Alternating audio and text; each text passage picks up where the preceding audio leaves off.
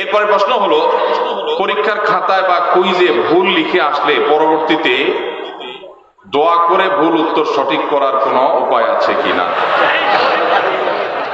লা হাওলা ওয়ালা কুওয়াতা। এটা কি প্রশ্ন না তামাশা? হ্যাঁ, একবার আমার নামও লিখে দিয়েছে শেষে দিয়ে সুন্দর করে। ভাই, এই প্রশ্ন আমার ফাঁকিবাজ ছাত্র ভাইয়ের প্রশ্ন। আপনাদেরকে একটা মার্কা দেই, মার্কা একটা আলামত দেই, ফাঁকিবাজ ছাত্র বোঝার একটা আলামত। হুজুরদের কাছে যেসব ছাত্র প্রশ্ন দিবে, হুজুর কোন আমল করলে পরীক্ষার খাতা একেবারে ফরফরায় লিখতে পারবো, সহজে লিখতে পারবো, একটু কলম পড়া দেন হুজুর, ফু দিলে জানে কলম একেবারে গুলির মতো চলতে থাকে, এগুলো বেশিরভাগই ফাঁকিবাজ ছাত্রদের আলামত। ভালো ছাত্র যারা, তারা পড়ালেখা করে ঠিকঠাক মতো, আবার আল্লাহর কাছে দোয়া করে যায় পরীক্ষা দেয়, শেষ। আর ফাঁকিবাজ যারা, সে তো জানে পড়ালেখা করে নাই, টোটো করে ঘুরে বেড়াইছে, এই জন্য হুজুরের কাছ থেকে কলম পড়া, এটা সেটা দুনিয়ার ডানে বামে বিভিন্ন পথে যায়। এই জন্য পরীক্ষা ভালো হওয়ার আমল কি যদি বলেন, আমি বলবো পরীক্ষা ভালো হওয়ার আমল হলো পড়ালেখা বেশি করে করা, সুন্দর করে করা, ভালো করে করা, এটা হলো পরীক্ষা ভালো হওয়ার আমল। ফাঁকি ঝুঁকি করবেন আর একটা দোয়া পড়লে সব ফাঁকি ঝুঁকি বাদ হইয়া পরীক্ষার খাতা সব লিখতে পারবেন আর সব পানির মতো সহজ প্রশ্ন চলে আসবে, এরকম কোনো আমলের কথা আমার জানা নেই। ইসলাম অলসদের জন্য না, ইসলাম পরিশ্রমীদের জন্য। নবীজি আল্লাহর কাছে পানা চাইতেন, আল্লাহুম্মা ইন্নী আউযু বিকা মিনাল আজজি ওয়াল কাসাল, আল্লাহ আপনার কাছে আমি অলসতা থেকে পানা চাই। আপনি অলস থাকবেন আর বলবেন আমি শুয়ে থাকবো, আল্লাহ আমার মুখে খাবার পাঠিয়ে দেখ, এরকম কোনো আমল আমার জানা নাই। অতএব ভালো করে পড়ালেখা করবেন তো ইনশাআল্লাহ ছাত্র ভাইরা, মনোযোগ দিয়ে পড়াশোনা করবেন এবং আল্লাহর কাছে দোয়া করবেন, আল্লাহ ইনশাআল্লাহ সাকসেস করবেন। আসুন্নাহ ফাউন্ডেশন যে এত বড় বড় সেবার কাজ পরিচালনা করে, এত টাকা কোথায় পান? ভাইরা আমার, আসুন্নাহ ফাউন্ডেশনের অনেক কার্যক্রম আপনারা দেখেন অনলাইনে, অফলাইনে, বিভিন্ন ভাবে। মূলত একটা প্রজেক্ট বাস্তবায়ন করতে আমরা যে পরিমাণ টাকা খরচ করি, অনেকে মনে করেন এর চাইতে অনেক বেশি টাকা লাগে। আমাদের দেশে রাষ্ট্রের সম্পদ যদি অপচয় তসরুফ না হতো, তাহলে এই দেশ শুধু রাষ্ট্রের যে সম্পদ খরচ করা হয় ওইটা দিয়েই রাষ্ট্রশূন্য হয়ে যেত, খুব বেশি কিছু লাগতো না। শুধু দুর্নীতি বন্ধ করলে, অপশাসন বন্ধ করা গেলে, অপচয় বন্ধ করা গেলে, রাষ্ট্রের টাকাকে যদি আমানত মনে করে কর্তা ব্যক্তিরা প্রতিটা টাকা চিবিয়ে রস করবে, যেরকম বের করে নিজের পকেটের টাকাটার, ওই রকম রাষ্ট্রের টাকাটা যদি আমানত মনে করে খরচ করত, তাহলে যে পরিমাণ টাকা রাষ্ট্র খরচ করে তাতে রাষ্ট্রের আসলে তেমন কোনো সংকট থাকার কথা। আমরা ক্ষুদ্র সেবামূলক কাজ করে আমরা দেখেছি যে একটা প্রজেক্টে 20-50 লাখ টাকা দিয়ে কত যে কাজ করা যায়, কত যে পরিবারকে স্থায়ীভাবে তাদের দারিদ্র্য বিমোচন করা যায়, অথচ শত শত হাজার কোটি টাকা চলে যায় আমাদের ছোটখাটো প্রজেক্টে। তো সেইগুলা যদি আমরা রোধ করতে পারতাম তাহলে আসলে টাকা অনেক বেশি লাগতো না। আসুন্নাহ ফাউন্ডেশন যে শত শত কোটি টাকা নিয়ে বসে আছে আর খরচ করে, আসলে তা কিন্তু না। মূলত প্রথমত আল্লাহর বরকত, দ্বিতীয়ত হলো আমাদের একটা দীপ্ত শপথ আছে, সেটা হলো নিজের পকেটের টাকা খরচ করতে এত চিন্তা করব না, মানুষের দানের টাকা খরচ করতে যতবার চিন্তা করব। এবং আল্লাহর ফজলে সেজন্য আল্লাহ তাআলা বরকত দেন। এবং সেই সাথে যেই টাকা আসে তার সবই হলো আপামর সাধারণ মানুষের টাকা, একেবারে মাস পিপল, একেবারে সাধারণ মানুষের যে টাকা, সেটা দিয়ে আসুন্নাহ ফাউন্ডেশন চলে আলহামদুলিল্লাহ। আপনারা যারা যুবকরা আছেন, এলাকায় সেবামূলক কাজ করতে চান, অনেকে চান কি চান না আপনারা? আপনারা অনেকে হয়তো বলবেন, ভাই আপনার ফাউন্ডেশন থেকে কিছু আমাদেরকে শীত বস্ত্র পাঠিয়ে দেন, কিছু টাকা পয়সা দেন, কিছু আমাদের ত্রাণ দেন, আমরা এলাকায় কাজ করি। যুবকদেরকে বলতে চাই, আপনারা যদি এলাকায় সেবামূলক কাজ করতে চান, আপনার এলাকায় সেই সব সেবার কাজ শুরু করে দেন যেগুলোতে টাকার দরকার হয় না। এরকম কাজ আছে না নাই? আপনার এলাকাতে একটা রাস্তা ভাঙা, আপনারা 4-5 যুবক মিলে সেই রাস্তাটা, ভাঙা রাস্তাটা মেরামত করে দেন শারীরিক পরিশ্রম করে। সম্ভব কি সম্ভব না? আপনি যখন এই কাজটা করবেন, আল্লাহ আপনাকে এর চেয়ে বেশি কাজ করার তৌফিক দান করবেন। এরপরে প্রশ্ন, ইসলামে নারীদের সাক্ষী পুরুষের সাক্ষীর চেয়ে দুর্বল কেন? অর্থাৎ দুইজন মহিলার সাক্ষী একজন পুরুষের সাক্ষীর সমপর্যায়ের কেন, বিষয়টি বুঝিয়ে বললে ভালো হতো। ধন্যবাদ।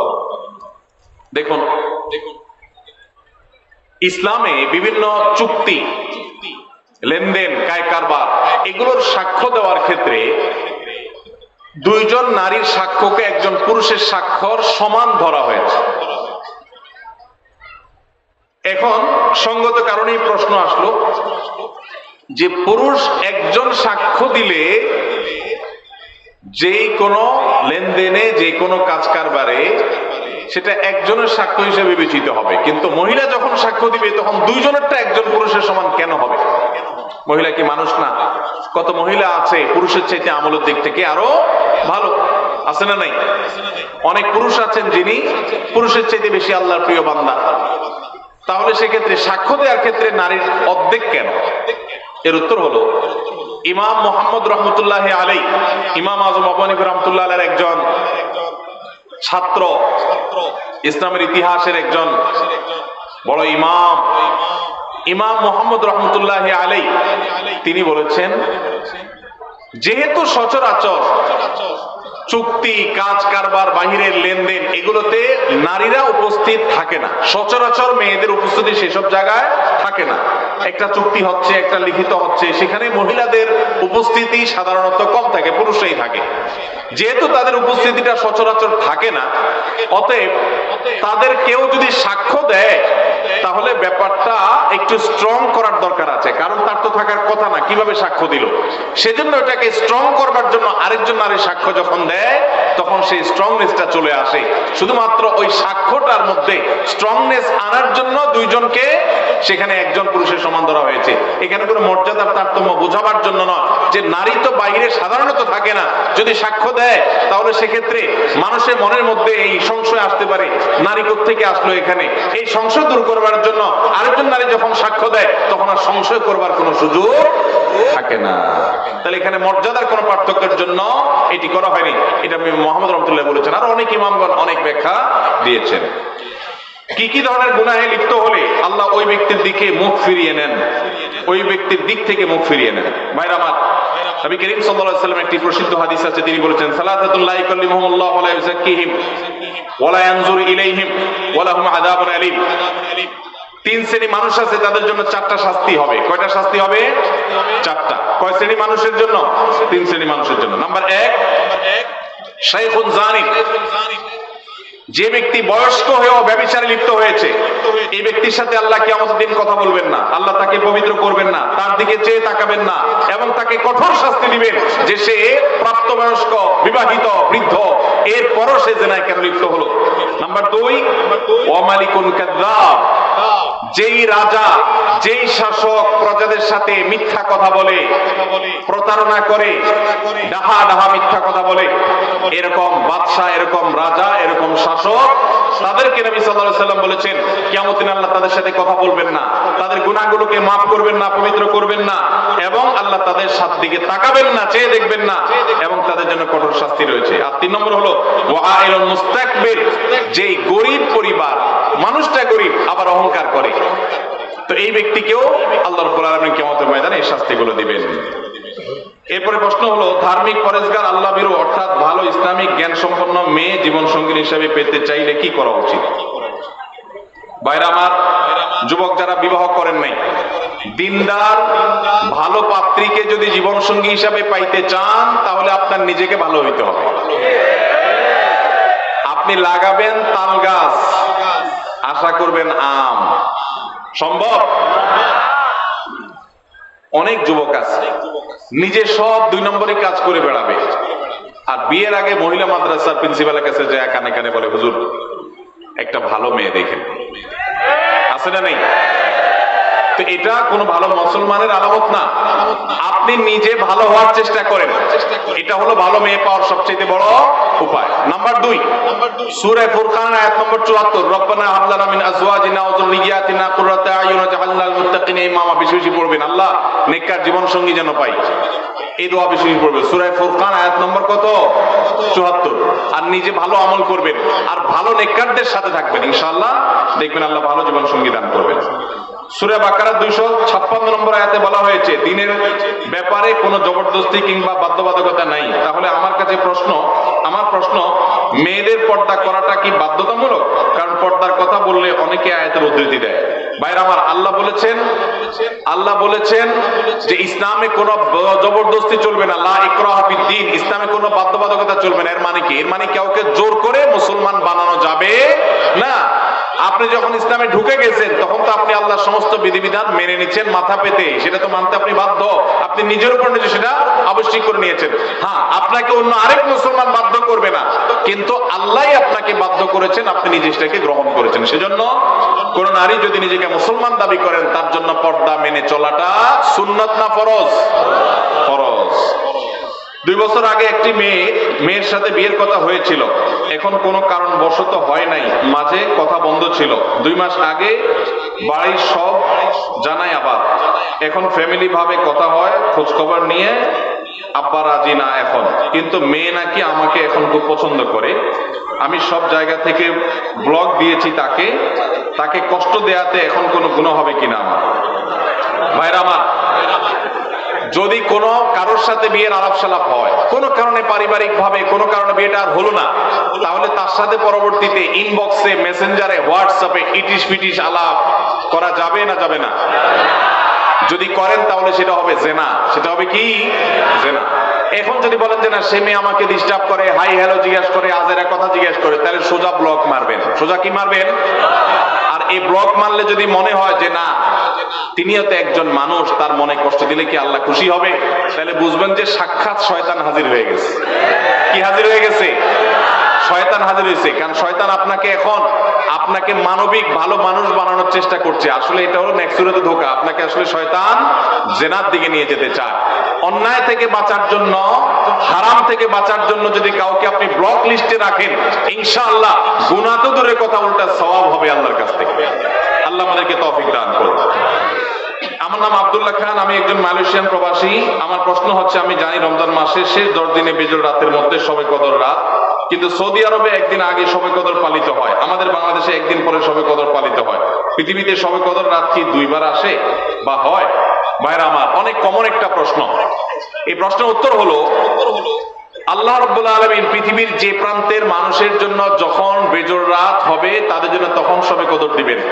এটা অস্বাভাবিক নয় যে বাংলাদেশের মানুষ যে রাত শবে কদর করেছে, সৌদি আরবের মানুষ ভিন্ন রাত শবে কদর করেছে। কারণ আমাদের এখানে যখন এখন রাত চলছে, ঠিক এই টাইমে আমেরিকাতে ফকফকা দিনের আলো। ঠিক না ভাই? ঠিক। তাহলে আমাদের যদি এখন শবে কদর হয়, আমেরিকান মানুষদেরকে এখন শবে কদর হওয়ার সুযোগ আছে? শবে কদর মানে হলো কদরের রাত, তাদের তো রাতই না, এখন দিন। তাহলে বোঝা গেল লাইলাতুল কদর এক এক দেশে, এক এক অঞ্চলে, এক এক সময় হতে পারে। এখন আপনি প্রশ্ন করতে পারেন যে এক এক এলাকায় যদি এক এক সময় রাত হয়, লাইলাতুল কদর হয়, তো আল্লাহ তো লাইলাতুল কদরে দুনিয়ার আসমানে নেমে আসেন, তো এক এক অঞ্চলে এক এক সময় হলে আল্লাহ কখন কোথায় থাকেন? এর উত্তর হলো, আমরা মানুষ এক জায়গায় উপস্থিত হলে আরেক জায়গায় উপস্থিত থাকি না। আল্লাহকে আমরা আমাদের মতো বিবেচনা করি। আল্লাহ রাব্বুল আলামিন তিনি সবকিছু করতে পারেন। একই সময় কোথাও তিনি উপস্থিত, আবার কোথাও অনুপস্থিত। একই সময় কাউকে তিনি মৃত্যু দিচ্ছেন, আবার কোথাও কাউকে জীবন দিচ্ছেন। তার সাথে আমাদের সক্ষমতার কোনো তুলনা চলে না। তার জন্য কোনো অসম্ভব বলতে কোনো কিছুই নাই। সূর্য একসাথে বহু জায়গায় তার উপস্থিতি জানান দিতে পারে, কিন্তু আমরা এক জায়গায় গেলে আরেক জায়গায় যাইতে পারি না। বিধায় এখানে পার্থক্য আছে। সরকারি জায়গায় মসজিদ করলে জুমার নামাজ হবে কিনা? সরকারি জায়গায় যদি মসজিদ করেন, জুমার নামাজ হবে কিনা? উত্তর হলো, জুমার নামাজ তো হয়ে যাবে, কিন্তু সরকারি জায়গা মসজিদ বানাবার জন্য আপনি অবশ্যই যথাযথ কর্তৃপক্ষের অনুমতি নেবেন। নিয়মতান্ত্রিক ভাবে মসজিদ করবেন। মসজিদ আল্লাহর ঘর, সেটা এই জন্য যেখানে সেখানে করবেন। সরকারি জায়গা পাইলেন আর মসজিদ একটা বানায় দিলেন, আদৌ দরকার আছে কিনা সেটার কোনো বিবেচনা নাই, এটা করা উচিত না। তবে এটা ঠিক, মুসলিম প্রধান দেশে মুসলমানদের নামাজ পড়ার জন্য একটা সরকারি বিরাট বড় এরিয়া আছে, সেখানে অনেক মুসলমান বসবাস করে, সেখানে নামাজ পড়ার জায়গা করে দেওয়া সেখানকার কর্তব্য ব্যক্তিদের কর্তব্য, তাদের কাছে সেটা আদায় করতে হবে। কিন্তু তাই বলে আপনি চাইলেন আর খেয়াল খুশি মতো যেখানে সেখানে মসজিদ করলেন, এটা করা যাবে না। সরকারি জায়গা না, শুধু অন্য কারোর জায়গাতে এরকম মসজিদ করা উচিত না। তবে যদি করেন কেউ, সে জায়গায় নামাজ আদায় করলে নামাজ হয়ে যাবে, কিন্তু নিয়মতান্ত্রিক ভাবে মসজিদ আদায় করতে হবে, বানাইতে হবে। মসজিদে চেয়ারে বসে নামাজ পড়লে নামাজ হবে কিনা? ভাই মসজিদে চেয়ারে বসলে নামাজ পড়লে নামাজ হবে কিনা? উত্তর হলো, যদি কেউ রুকু সেজদা দিতে অপারগ হন, অসুবিধা হন, তাহলে তার জন্য এটা জায়েজ হবে। কিন্তু আমাদের দেশে অনেকে একটু কোমর ব্যথা, একটু শরীরটা খারাপ লাগে, মেজমেজ করে চেয়ারে বসে নামাজ শুরু করে দেয়। এইরকম যদি করে তাদের নামাজ হবে না। কারণ আল্লাহ বলেছেন ওয়াকুমু লিল্লাহি কানিতিন, নামাজের মধ্যে দাঁড়ানোটা কি সুন্নত না নফল? ফরজ। এই ফরজ তরক করে যদি আপনি বলেন যে শরীরটা খারাপ লাগতেছে চেয়ারে বসে গেলাম, একটু ভাবসাব ধরলাম, তাহলে নামাজ হবে না। যার রুকু সিজদা করার ক্ষমতা নাই, ডাক্তার তাকে কঠোরভাবে নিষেধ করেছে, মারাত্মক পেইন হয়, তার জন্য জায়েজ আছে। বাকি যেন তেন উসিলাতে এটা করা যাবে না। আমি যদি 4টা বিয়ে করি তাহলে কি আমার সাথে 4টা বই জান্নাতে থাকবে? ভাইরা আমার, এই প্রশ্ন যে করছে একটাও তার কপালে এখনো জুটছে কিনা আমার সন্দেহ আছে। এরকম বেশি বেশি ইটিস পিটিস করার লোকগুলোর আলামত বেশি ভালো হয় না, সাধারণত ব্যতিক্রমও আছে। তো যাই হোক ভাই, আপনি নিজের জান্নাতের চিন্তা চাইতে 4 বউয়ের জান্নাত নিয়ে চিন্তা আছেন। মানুষ কত রকমেরই থাকে মাশাআল্লাহ। তো এটা নির্ভর করবে আমলের উপর ভাই। আপনার বউ 1 জন না 2 জন 3 জন না 4 জন, এটা ইস্যু না। ইস্যু হলো যে সবাইকে জান্নাতি বানাতে পারলেন কিনা, আপনি নিজে জান্নাতি হতে পারলেন কিনা। যদি সবাই জান্নাতি আমল করেন তাহলে সবাই জান্নাতে যাবেন। আল্লাহ না করুক যদি 2 জন জান্নাতি আমল করেন তাহলে 2 জন জান্নাতে যাবেন। যে জান্নাতি আমল করবে সেই জান্নাতি যাবেন। আপনি নেককার মানুষ ছিলেন, আপনার বউ 4টা হলো 4টাই একেবারে বাই ডিফল্ট ফ্যামিলি মেম্বার হিসাবে অটো পাস পেয়ে যাবে। দুনিয়াতে অটো পাস আছে, আল্লাহর কাছে অটো পাস বলতে কিচ্ছু। যার যার আমল করে তাকে পার হইতে, দুনিয়াতে মামু খালুগিরি চলে, আখিরাতে আল্লাহর কাছে চলবে। আপনার মামু আছে, নেতা আছে, গুতা আছে, দুনিয়াতে পার হতে পারবেন, ওখানে এই সমস্ত ধানায় পানায় চলবে না। যার আমল ভালো হবে সে আল্লাহর কাছে জান্নাত পাবে। দাড়িতে কাটিং করে ডিজাইন করা যাবে কিনা? দাড়িতে কাটিং করে ডিজাইন করা বলতে যদি বুঝান ওই যে ফ্রেঞ্চ কাট এটা সেটা, তাহলে এটা দাড়ির সাথে একটা তামাশা এবং মশকরা করা। নবী করিম সাল্লাল্লাহু আলাইহি সাল্লাম বলেছেন আফুল্লুহা, তোমরা দাড়িকে লম্বা করো, আর ফুল্লুহা, দাড়িকে ছেড়ে দাও।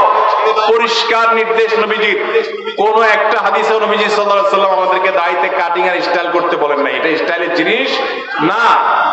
যারা দাড়ি রাখতে ইতস্তত বোধ করেন তাদেরকে বিনয়ের সাথে বলতে চাই, এটা পুরুষত্বের মার্কা।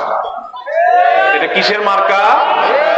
আল্লাহ নারীর শরীরে যা যা দিয়েছেন, নখ আপনারটা বাড়ে, মহিলাদেরটাও বাড়ে। আপনার মাথার চুল আছে, তাদেরও আছে। আপনার শরীরের অঙ্গ প্রত্যঙ্গে যেখানে যেখানে যা যা আছে, লোম অবাঞ্ছিত সব তারও আছে। শুধু 2টা জিনিস, দাড়ি আর গোপ, এগুলো নারীকে আল্লাহ দেন না, আল্লাহ আপনাকে দিয়েছেন। এর জন্য গোপটা ছোট ছোট রাখা আর দাড়ি লম্বা রাখা, এটা পুরুষত্বের আলামত। এখন আপনি যদি বলেন যে আমি হিজড়া হয়ে যাব, তাহলে আমার কি করার? আল্লাহ আমাদের ভাইদেরকে হেদায়েত দান করুন। এটা পুরুষত্বের মার্কা, এটা রাখতে কোনো কার্পণ্য করা উচিত না। আমরা অনেকে জাতে উঠার জন্য দাড়ি রাখতে চাই না। তবে দাড়ি যদি কেউ আমাদের কোনো ভাই কেটে ছোট রাখে, আমরা তাকে অ্যাপ্রিসিয়েট করি, আলহামদুলিল্লাহ আমার ভাই শুরুটা করে দিয়েছে, আল্লাহ তার দাড়িটাকে বড় করার তৌফিক দিবেন ইনশাআল্লাহ। মোহতারাম, বয়স 22, অনার্স 2য় বর্ষের ছাত্র, পড়ালেখার পাশাপাশি জব করে নিজের খরচ চালাতে পারি। একটা মেয়েকে পছন্দ করি, তাকে বিয়ে করতে চাই, কিন্তু বাবা মাকে অনেক বললেও রাজি হয় না। তাদের কথা লেখাপড়া আগে শেষ হোক, আমি যোগাযোগ যদি রাখি মেয়ের সাথে, তাহলে আমার পিতা মাতাও কি গুনাহের ভাগীদার হবে কিনা? ভাইরা আমার, এই পরিমাণ প্রশ্ন এই রিলেটেড, এটা সাইফুল্লাহ ভাই পয়সা দিয়ে দিছেন মানে ভালো প্রশ্নই দিছেন, আমি ভাইকে দোষ দিচ্ছি না। আমি বলতেছি এরকম প্রশ্ন 20টা আসলে একটার উত্তর দেওয়া লাগে। এখানে অনেক বাবাজিরা আছেন, গ্রাম এলাকা, একটু মনোযোগ দিয়ে শুনেন আল্লাহর রাস্তে। এই যুগে বহু মুরব্বীরা, বহু বাবাজিরা, বহু চাচিরা তাহাজ্জুদ পড়তে পড়তে কপালে দাগ ফেলে দেওয়ার পরও শুধু জাহান্নামে যাবে ছেলেকে সময় মতো বিয়ে না করার কারণে।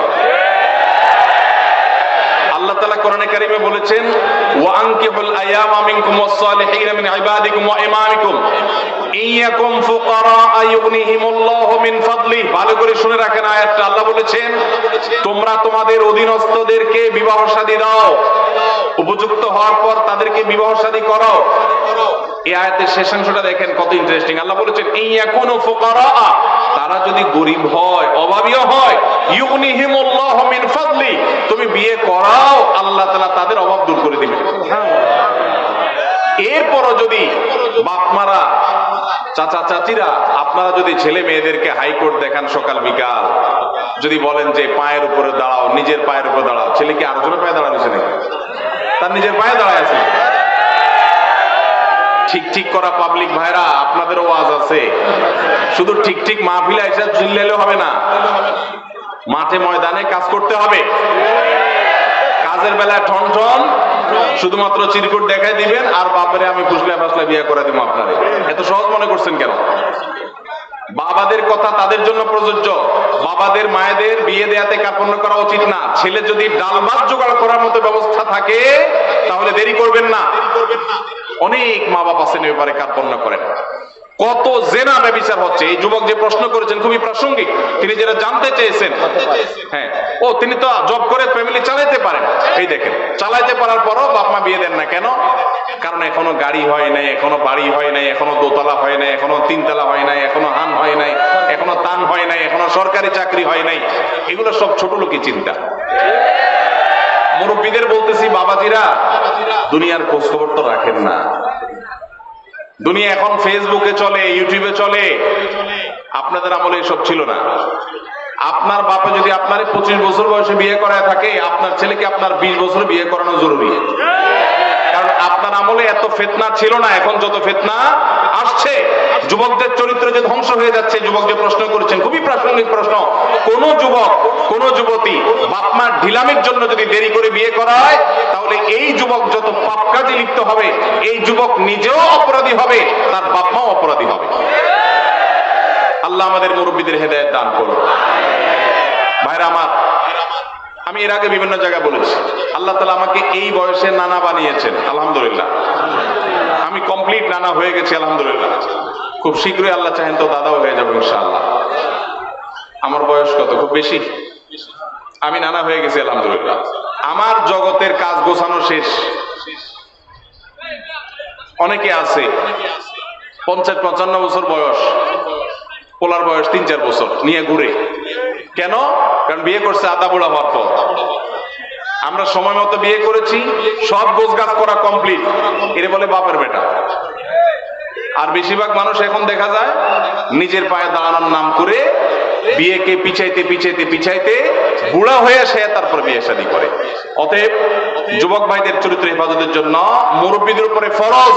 ভালো করে শুনে রাখেন, যে যুবক প্রশ্ন করেছেন সেই যুবককে বিয়ে করানো তার বাপ মার উপরে ফরজ, ফরজ, ফরজ। এই ফরজ তো রাখার কারণে বহু মুরব্বীরা জাহান্নামে যাবে। সমাজ ব্যভিচারে ভরে গেছে। শয়তান যুবকদের বিভ্রান্ত করছে। তাদের চরিত্রকে হেফাজত করবার জন্য বিয়ে করেন। আল্লাহকে ভয় করেন, তাদেরকে বিয়ে করার ব্যবস্থা করেন। 3 রাকাত নামাজে 5-7 বার হাই আসে, কিন্তু সারাদিন রাতে একবারও আসে না। এখন করণীয় কি? ভাইরা আমার, হাই আসার একটা বিশেষ কারণ আছে। সেটা হলো সাধারণত সেহেরের রোগী, ব্ল্যাক ম্যাজিক যেটাকে বলা হয়। আজকাল আধুনিক যুগের অনেক মানুষ আছেন যারা ব্ল্যাক ম্যাজিক বিশ্বাস করেন না। একটা হলো হাতের ভেলকি, যেটাকে জাদু বলেন। ওইটা তো চোখের ভেলকি, হাতের ভেলকি, সেটা ভিন্ন বিষয়। কিন্তু জাদুকে অস্বীকার করলে ইমানই থাকবে না। কোরআনে আল্লাহ তাআলা সেহের সম্পর্কে বহু আয়াত নাযিল করেছেন। আর জাদুর বাস্তবতা বোঝার জন্য আপনার শুধুমাত্র সত্যানুসন্ধানে দৃষ্টি থাকা দরকার। আপনি একটু তাকালে দেখতে পাবেন যে কিভাবে আল্লাহ তাআলার কোরআন কাজ করে মিরাকলের মতো। শুধু জাদুর রোগীকে যে ট্রিটমেন্ট করা হয়, কোরআন দিয়ে রুকিয়া করা হয়, এটা দেখলে আপনার ঈমান বেড়ে যাবে। তো এখন জাদুর রোগীদের অনেক সময় হাই বেশি আসে। হাই অহেতু কোনো কারণ ছাড়া দেখবেন হাই তুলতে থাকে অসংখ্য।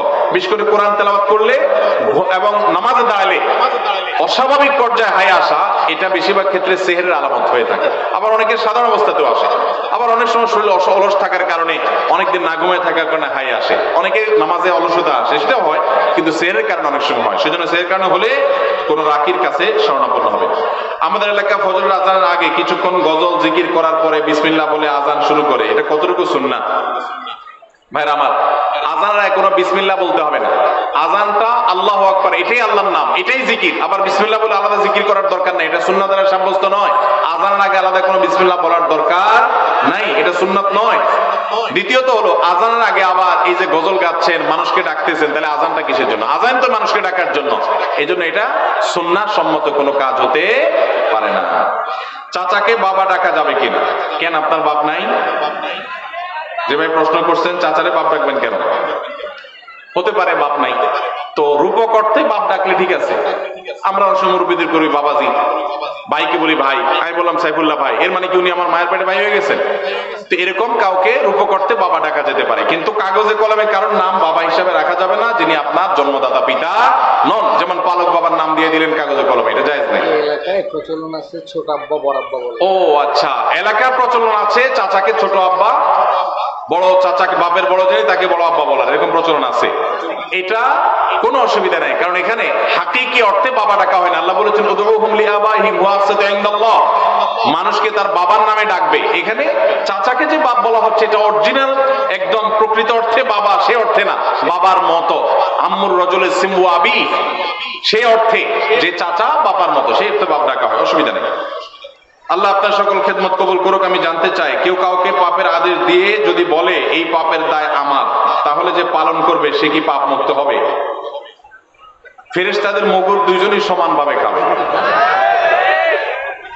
যে আদেশ দিছে সে তো হুকুমের আসামি হিসেবে খাবেই, আর যে এই যে সরল শাস্তেছে যে আমাকে তো সে আদেশ দিছে, তো নবী করিম সাল্লাল্লাহু আলাইহি ওয়াসাল্লাম বলেছেন লা তাআতা লিমাখলুকিন ফি মাসিয়াতিল খালিক, আল্লাহর কোন নির্দেশ লঙ্ঘন করে পৃথিবীর কারোর কথা মানা যাবে।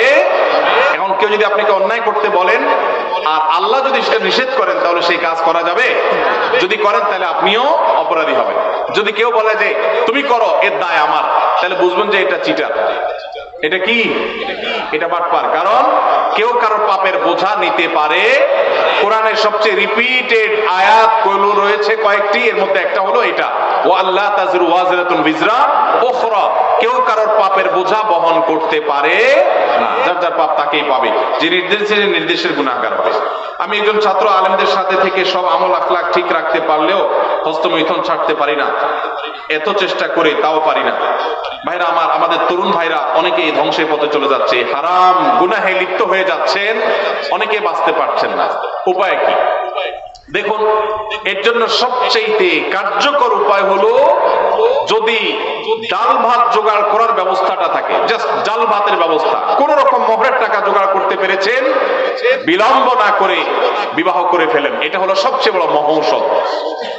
নাম্বার 2, যদি আপনার এই মুহূর্তে বিবাহ করবার মতো শারীরিক আর্থিক সঙ্গতি না থাকে, সার্বিক সঙ্গতি না থাকে, তাহলে সেক্ষেত্রে আপনি এই বদভ্যাস থেকে বাঁচার জন্য নাম্বার 1, যে সমস্ত মোবাইল বা আপনার কম্পিউটার স্ক্রিন থেকে হারাম জিনিস দেখে আপনি হারাম কাজ করেন, সেইগুলো থেকে নিজেকে বিচ্ছিন্ন করে ফেলেন। একটু অপারেশন করতে হবে, নিজের স্মার্টফোনটা বিক্রি করে একটা বাটন ফোন কিনে ফেলার। একটু কষ্ট হবে প্রথম প্রথম, বন্ধু বান্ধবদের সাথে সম্পর্ক যোগাযোগ রাখতে একটু অসুবিধা হবে। 6 মাস মাত্র এইভাবে চলেন, বিক্রি করে ফেলতে হবে, রাখলে হবে না। বাটন ফোনে চলে যান, কিচ্ছু হবে না, মনে হবে যে অনেক ক্ষতি হবে, আসলে কিছুই হবে না।